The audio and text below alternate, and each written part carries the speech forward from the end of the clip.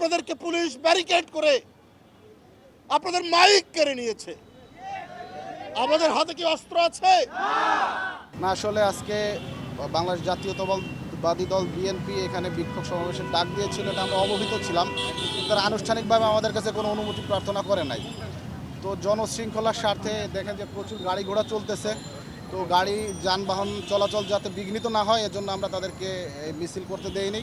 তারা সংক্ষিপ্ত পরিসরে ফুটপাতের উপরে তাদের অফিসের সামনে আলোচনা অনুষ্ঠান শেষ করে চলে গিয়েছে। আমরা তাদেরকে নিরাপত্তা প্রদান করেছি। আইন শৃঙ্খলা রক্ষাকারী বাহিনী হিসেবে এটা আমাদের কর্তব্য ছিল, তো আমরা সেটা করেছি। অনুমতি ব্যতীত আমরা বেসিক্যালি এই ধরনের মিছিলকে অ্যালাউ করতে পারি না।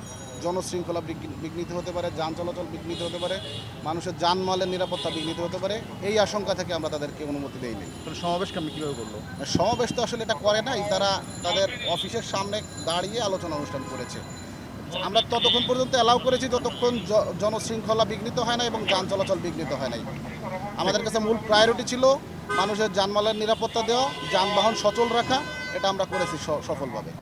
আপনার রোদ ঝড় বৃষ্টিতে আপনারা এই তপ্ত খরতাপে আপনারা যে স্লোগান দিয়েছেন, আপনাদেরকে পুলিশ ব্যারিকেড করে আপনাদের মাইক কেড়ে নিয়েছে। আমাদের হাতে কি অস্ত্র আছে?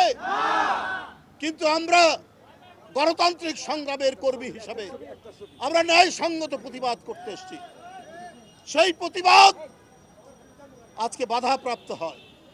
আমি এর তীব্র নিন্দা এবং প্রতিবাদ জানাচ্ছি। আপনাকে মিছিল করতে রাজি আছেন?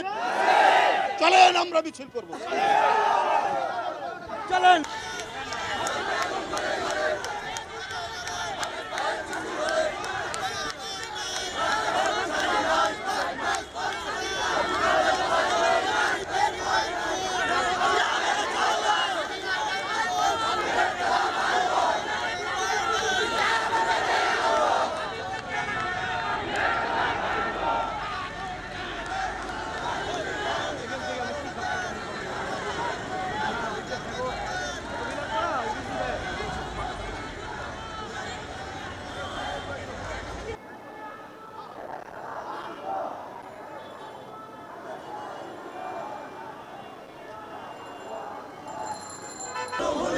মুক্তি মুক্তি মুক্তি চাই, মুক্তি চাই, মুক্তি চাই।